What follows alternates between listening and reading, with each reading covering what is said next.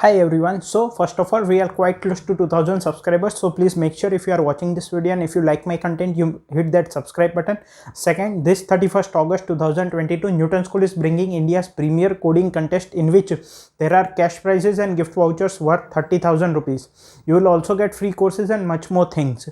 Also, best part ये है कि there are no registration cost. It is absolutely free. So make sure you get registered yourself for this wonderful event by the link which is given there in the description. So as always, let's start by understanding the question. Tree coloring. Given a tree containing n nodes, each node can be colored using exactly one of the C colors. ठीक है, क्या बोला गया है कि हमें एक tree दिया गया है जिसमें कि n नोड्स है. यहाँ पे हर एक नोड को कलर किया जा सकता है using exactly one colour out of C given colours. ठीक है, सी गिवन कलर्स है, उसमें से किसी भी एग्जैक्टली एक कलर को सिलेक्ट करके हम एक नोड को कलर कर सकते हैं. Find the number of colourings of the tree such that all nodes in a path length of at most 2 have distinct colours. ठीक है, तो हमें बताना है कि number of colourings of tree, मतलब कि जो ट्री दिया गया है उसको कितने तरीके से कलर किया जा सकता है using this C colour such that एक नोड पे एग्जैक्टली एक कलर हो एंड कोई भी पाथ हो of length, path length at most 2. ठीक है, मतलब कि path length less than equal to 2 वाला कोई भी पाथ है, इस पाथ में सारे नोड्स क्या होने चाहिए, डिस्टिंक्ट कलर के होने चाहिए, ऑल नोड्स डिस्टिंक्ट. तो ऐसे कितनी कलरिंग पॉसिबल है. ठीक है, आंसर काफ़ी बड़ा हो सकता है, इसलिए प्रिंट करना है मॉड्यूलो 10 की पावर 9 + 7. नीचे नोट करके 3 पॉइंट्स दिए गए हैं कि पहला पॉइंट है कि दो कलरिंग को हम डिफरेंट बोलेंगे अगर पूरे ट्री में से किसी एक नोड का भी कलर दोनों में डिफरेंट हो. सेकेंड, पाथ की डेफिनेशन दी गई है. Path is basically a sequence of nodes in a given tree और a graph. And third, path length क्या होता है, दो नोड, पाथ लेंथ की डेफिनेशन दी गई है. पाथ लेंथ क्या होता है, दो नोड्स के बीच में टोटल कितनी एजेस होती है in the shortest path between the two nodes. For example, ये दोनों नोड्स हैं, इनके बीच में जो शॉर्टेस्ट पाथ है, वैसे यहाँ पे तो एक ही है लेकिन शॉर्टेस्ट पाथ है, उसमें कितने एजेस है, 3 है. तो इसको हम क्या बोलेंगे, इसकी पाथ लेंथ कितनी हो जाएगी, 3. ठीक है, क्योंकि इन दोनों नोड्स के बीच में जो शॉर्टेस्ट पाथ है उसमें नंबर ऑफ एजेस 3 है. ठीक है, तो इसका मतलब क्या होगा, path length less than equal to 2 का मतलब कि दो नोड्स या तो फिर एक ऐसा पाथ जिसके बीच में 2 या 1 एज हो, उन पाथ्स में सभी नोड्स के कलर डिस्टिंक्ट होने चाहिए. मतलब कि एक तो ये हो गया और एक तो ये हो गया, इसमें 2 नोड से 1 एज है और इसमें 3 नोड से और 2 एजेस है. ठीक है, इससे तो इसकी पाथ लेंथ हो गई 2, इसकी पाथ लेंथ हो गई 1. तो 3 कंटिन्यूस नोड्स के कलर्स डिस्टिंक्ट होने चाहिए बेसिकली और 2 कंटिन्यूस नोड्स के कलर डिस्टिंक्ट होने चाहिए. अगर 3 के डिस्टिंक्ट है तो ऑब्वियसली 2 के भी डिस्टिंक्ट ही होंगे. ठीक है, तो ऐसी कितनी कलरिंग्स पॉसिबल है, given the total number of colours are C, we have to output that value. I hope question clear है. अब इसके कंसेप्ट पे मूव करते हैं. अगर कंसेप्ट की बात करें तो बेसिकली सबसे पहले तो थोड़ा बहुत डेफिनेशन देख लेते हैं. हमें क्या बोला गया है कि path length less than equal to 2. Path length का मतलब क्या होता है कि दो नोड्स के बीच में, हालांकि हमने अंडरस्टैंडिंग द क्वेश्चन वाले पार्ट में देखा है but just a small revision, दो नोड्स के बीच में जो शॉर्टेस्ट पाथ है उनमें नंबर ऑफ एजेस. तो अगर पाथ लेंथ एटमोस्ट 2 की बात करें तो उसमें 2 नंबर ऑफ एजेस होने चाहिए, बेसिकली 3 नोड्स कंटिन्यूस जो कि ऐसे कनेक्टेड हो. तो इसमें 2 भी आ गए क्योंकि एटमोस्ट पाथ लेंथ 2 बोला है. तो बेसिकली हमें इस तरह के नोड्स और इस तरह के जो नोड्स हैं इनमें डिस्टिंक्ट कलर्स चाहिए. मतलब कि 3 कंटिन्यूस नोड में सेम कलर नहीं होना चाहिए और 2 कंटिन्यूस नोड्स में सेम कलर नहीं होना चाहिए. ऑब्वियसली 3 कंटिन्यूस नोड्स में तीनों के तीनों अगर डिस्टिंक्ट है, मतलब ऐसा नहीं कि तीनों के रेड रेड रेड नहीं होने चाहिए, किसी 2 के भी सेम नहीं होने चाहिए, रेड ग्रीन रेड ये भी इनवैलिड है, तीनों के डिस्टिंक्ट होने चाहिए. अब अगर हम ऐसा सेट करते हैं कि तीनों में डिस्टिंक्ट कलर है तो ऑब्वियसली ये केस उसका सबसेट हो गया. इसमें अगर मैं ऐसा करता हूँ रेड ग्रीन ब्लू, तो इसमें 2 नोड्स का जो सबसेट है वो तो ऑब्वियसली डिस्टिंक्ट ही होगा. तो अब हमारा टारगेट ये है कि 3 कंटिन्यूस नोड्स में तीनों, अगर 3 कंटिन्यूस नोड्स को कोई भी उठा के देखे तो तीनों में डिस्टिंक्ट कलर्स होने चाहिए. अब पहली चीज तो कि अगर ये करना पॉसिबल नहीं होगा तो फॉर एग्जाम्पल अगर C की वैल्यू है 1, मतलब एक ही कलर है और मुझे 2 नोड्स दिए गए हैं, तो पॉसिबल नहीं होगा। लेकिन वो केस हम कंसिडर नहीं कर रहे क्योंकि हमें दिया नहीं गया कि if it is not possible then print -1। हालांकि ये भी नहीं दिया गया दैट आंसर ऑलवेज एग्जिस्ट, उनको देना चाहिए था, या तो फिर मैंने नहीं देखा, if I am wrong, but अगर नहीं दिया तो ऐसा देना चाहिए था। अब बात करते हैं कि तो एक काम करते हैं, हम पहले कुछ एग्जांपल्स देखते हैं। अब यहाँ पे एक चीज़ तो हमें समझ में आ रही है कि थोड़ा बहुत परम्यूटेशन कॉम्बिनेशन लगेगा। दूसरा चीज़ जो हमें देखना है वो ऑर्डर ऑफ कलरिंग है, क्योंकि इंप्लीमेंटेशन में वो काम आएगा। फॉर एग्जाम्पल परम्यूटेशन कॉम्बिनेशन किस तरह से लगेगा, मान लो मुझे इन 5 नोड्स को कलर करना है सच दैट कि 2 कंटिन्यूस नोड्स के कलर सेम नहीं होने चाहिए, और मेरे पास टोटल नंबर ऑफ कलर्स है 3 डिफरेंट कलर्स है, ठीक है। और ये भी अनलिमिटेड अवेलेबल है, ये आप अज्यूम कर सकते हो क्योंकि किसी का पर्टिकुलर कलर की लिमिट नहीं दी गई है। तो अब मान लो ये क्वेश्चन हम थोड़ा उसके बेस केस लेते हैं कि 2 कंटिन्यूस नोड का सेम कलर नहीं होना चाहिए।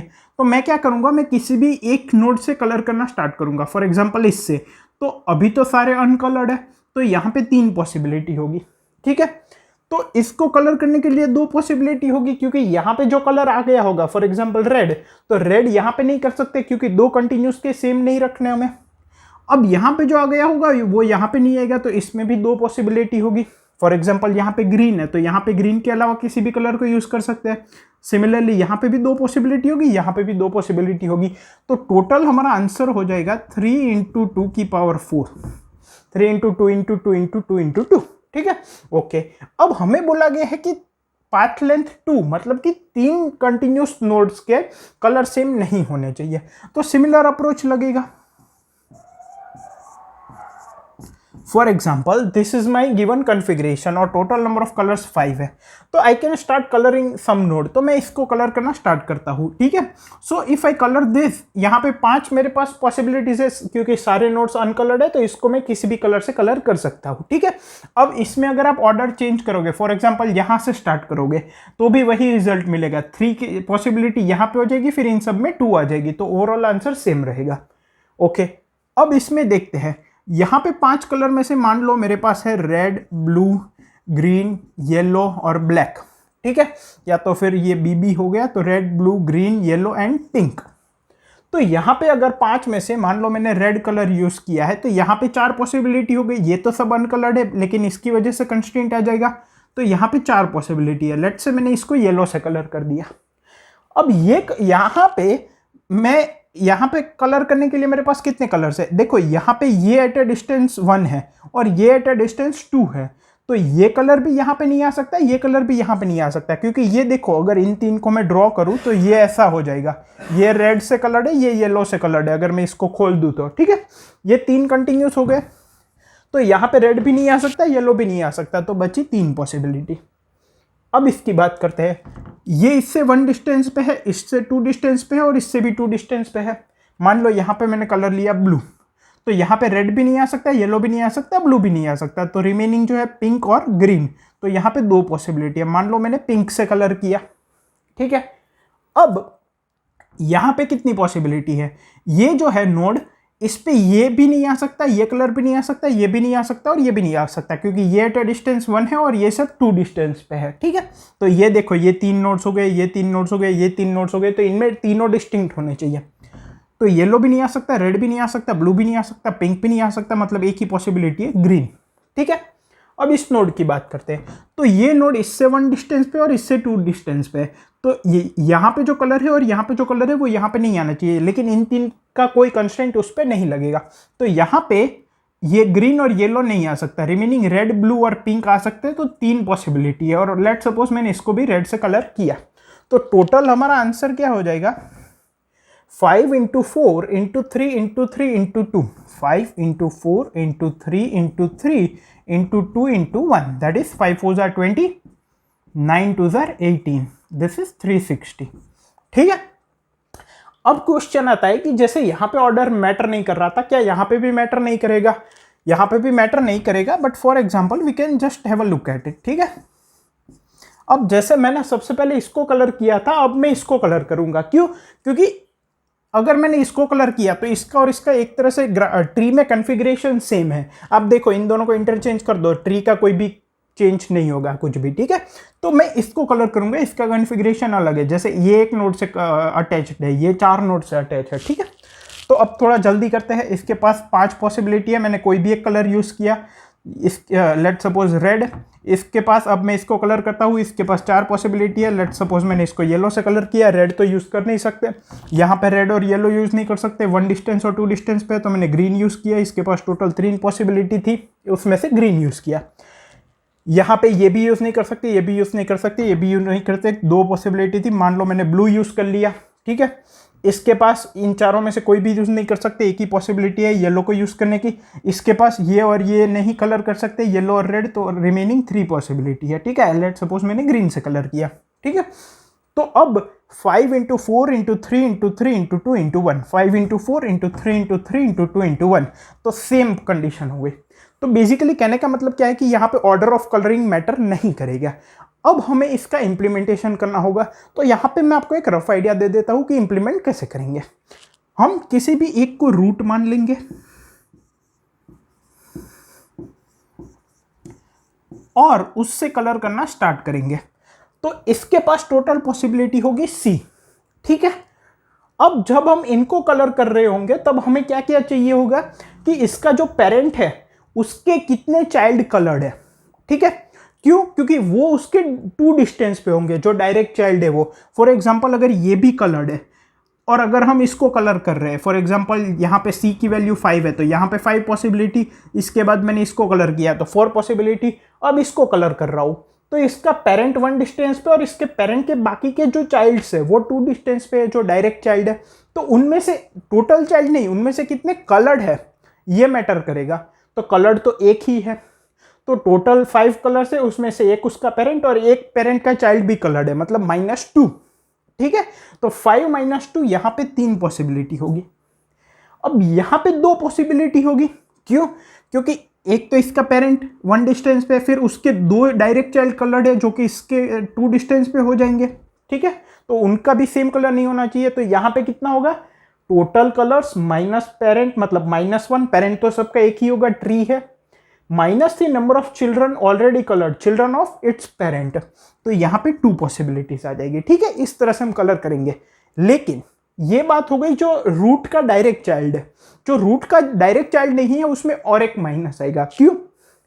लेट सपोज मैं इसको कलर कर रहा हूं, तो इसको कलर करने के तरीके कितने होंगे, टोटल C ऑप्शन से माइनस, क्योंकि हम ऊपर से नीचे ट्रैवर्स करेंगे, DFS लगाएंगे लेट सपोज, तो उसका पेरेंट ऑलरेडी कुछ कलर लेके आया होगा, तो उसका पेरेंट जो कलर लेगा वो तो ये ले नहीं सकता।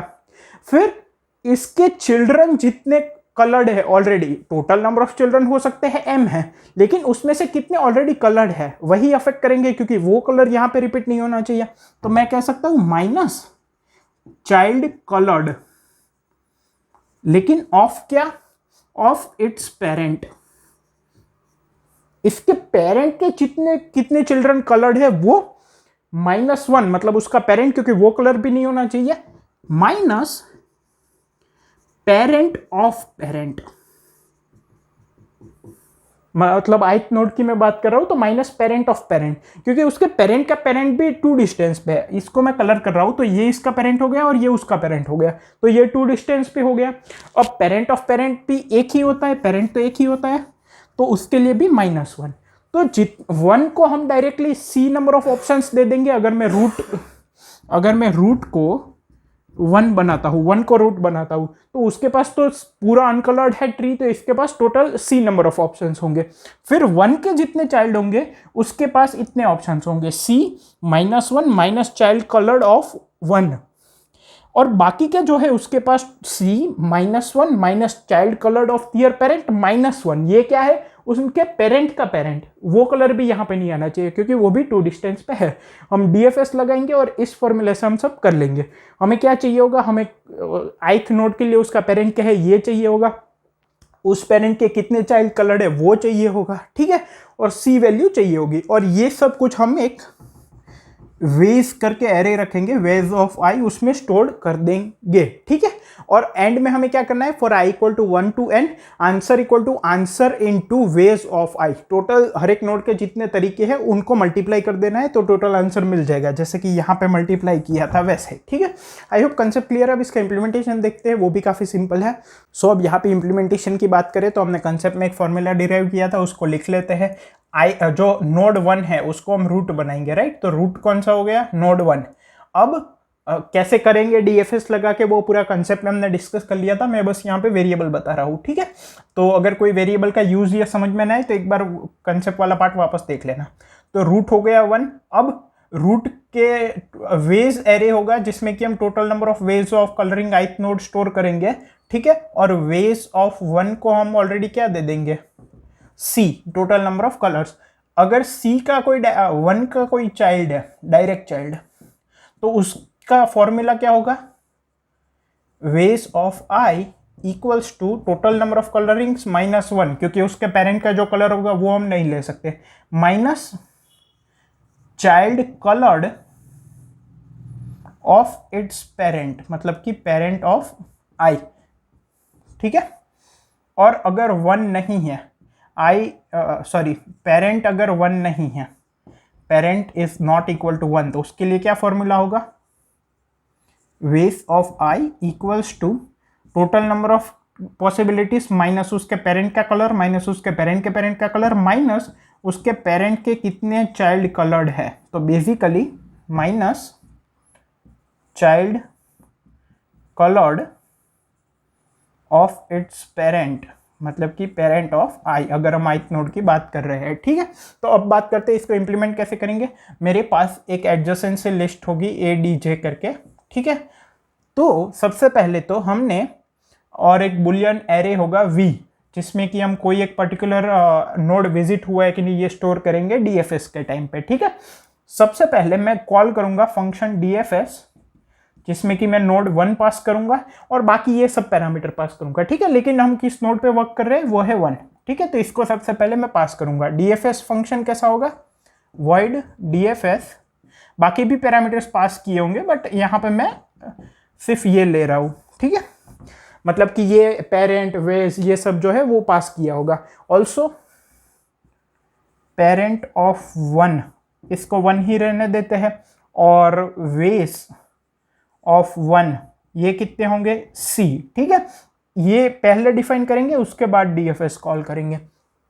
सबसे पहले तो visited of I equals to true, ठीक है। अब J और L दो वेरिएबल लेते हैं, L में adjacency list of I store कर देते हैं, ठीक है। आई होप एडजेसेंसी लिस्ट सबको पता है, एडजेसेंसी लिस्ट की मदद से हम ट्री को ट्रैवर्स करते हैं। अब सबसे पहले तो अगर ये 1 नहीं है तो हमें इसके नंबर ऑफ वेज कैलकुलेट करने हैं। So if I is not equal to 1, ठीक है। इसमें भी दो केस है, if parent of I is not equal to 1, else, अगर पेरेंट 1 नहीं है तो एल्स, ठीक है। So ways would be equal to, यहां पे मैं फॉर्मूला ले लेता हूं, अगर पेरेंट पेरेंट 1 नहीं है तो, और पेरेंट 1 है तो यहाँ पे ये फॉर्मूला आ जाएगा, ways of I equal to C minus 1 minus child coloured of parent of I, और child coloured of parent of I इसको प्लस प्लस कर देंगे, क्योंकि ये भी तो उसके पेरेंट का चाइल्ड है। अब वो उसको कलर किया तो इसकी वैल्यू प्लस प्लस हो जानी चाहिए। और अगर पेरेंट 1 है तो फॉर्मूला कौन सी आएगी, C minus 1 minus child coloured वाली ये, ठीक है। एंड अगेन ये भी लाइन यहाँ पे आ जाएगी, child coloured of parent of I plus plus, ठीक है। अब कलर हो गया, अब हमें क्या करना है, अब आगे मूव होना है। So for J equal to 0, ith की एडजेसेंसी लिस्ट में ट्रैवर्स करेंगे J प्लस प्लस, ठीक है। If visited of adjacency list of IJ, मतलब कि उसकी एडजेसेंसी लिस्ट में जो jth एलिमेंट है वो अभी तक विजिट नहीं हुआ है, इक्वल टू फॉल्स, तो DFS लगाएंगे। DFS of adjacency list of IJ, इस नोड की वैल्यू को पास कर देंगे। अब यहाँ पे ट्रैवर्स करेंगे, लेकिन उससे पहले यहाँ पे क्या आएगा, parent of adjacency list of IJ, मतलब कि ith की एडजेसेंसी लिस्ट में जो jth एलिमेंट है उसका पेरेंट क्या होगा, i, ठीक है, क्योंकि वहां से हम ट्रावर्स करके नीचे आए हैं। अब टाइम कॉम्प्लेक्सिटी की बात कर लेते हैं। टाइम कॉम्प्लेक्सिटी एक डीएफएस लगेगा, so it would be big O of n, और n की वैल्यू 10⁶ से कम है। सो आई होप कि आपको क्वेश्चन कंसेप्ट, और एक चीज सॉरी, हम आंसर को 1 लेंगे, और अब for i equals to 1, i is less than equal to n, i plus plus, answer equals to answer into ways of i modulo mod, ठीक। सो बाद में हम आंसर प्रिंट कर देंगे। टाइम कॉम्प्लेक्सिटी होगी बिग ऑफ एन, जो कि given time में इजीली हो जाएगी। आई होप आपको क्वेश्चन कंसेप्ट इंप्लीमेंटेशन तीनों क्लियर है। इसका सोल्यूशन कोड मैंने कमेंट्स में प्रोवाइड किया। Thank you.